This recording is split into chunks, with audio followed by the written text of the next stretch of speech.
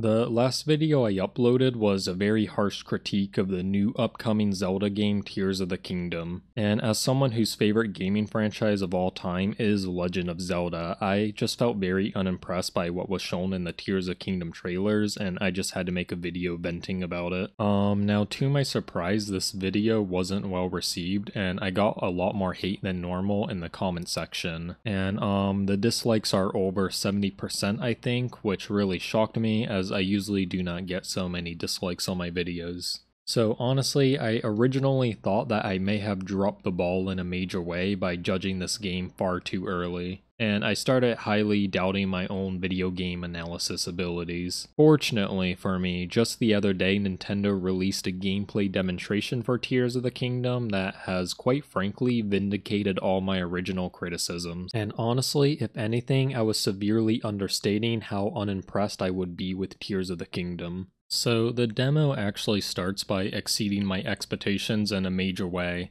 I honestly didn't expect this sequel would still run at an abysmal 480p sub 20 FPS. Like, that wasn't even something I brought up in my last video because the trailers looked higher res and smoother, so I just assumed with 6 years of development the performance would be greatly improved, but apparently I stand corrected on that front. But what really exceeded my expectations was the game keeping its terrible weapon durability system. So if we see Link attack an enemy with a stick here, we have 1, 2, 3, 4, and broken. Brilliant. And not only will your weapon still break every couple swings, but the very same, everyone's favorite pause the game and disrupt the flow of combat user experience is back as well. So it appears with Tears of the Kingdom we can look forward to mashing the A button, breaking our weapon, pausing the game, selecting a new weapon, and repeating that process. It's honestly baffling that the thing people complain the most about in Breath of the Wild that everyone was expecting a fix for was left completely untouched. I know I personally booted up Breath of the Wild again recently, hit a couple hilly trolls, broke my weapon, and immediately got annoyed and closed the game. Like, obviously the solution to weapon durability is to just get rid of it, but at the very least I was expecting Nintendo to implement one of the convoluted slight improvements to the system that many prominent Zelda theory crafters were proposing. But to do nothing did surprise me a bit, not gonna lie. Now besides the things that surprised me, most which had to do with the bad stuff from the original game being carried over, the rest of the trailer really didn't surprise me like at all, cause I predicted all this weeks ago.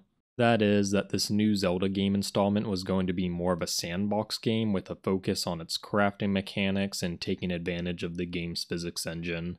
Like, I'm just going to play what past Eango said, since I basically will just repeat this point anyway. Now, given that I've made it obvious by now that this sequel will not have too much new to explore, the question then becomes, well, why did this game take 6 years to make then? And to that question, the answer will be the new crafting and building mechanic. Basically, the game is inspired by all the hilarious clips people posted online taking advantage of Breath of the Wild's physics engine. And I reckon their whole goal of this is to make the game produce even more hilarious, clippable moments for people to post on Reddit, TikTok, Twitter, and whatnot. So yeah, that is what I said weeks ago, and this gameplay demonstration just verifies that I was 100% correct, as majority of what was shown had to do with the crafting system.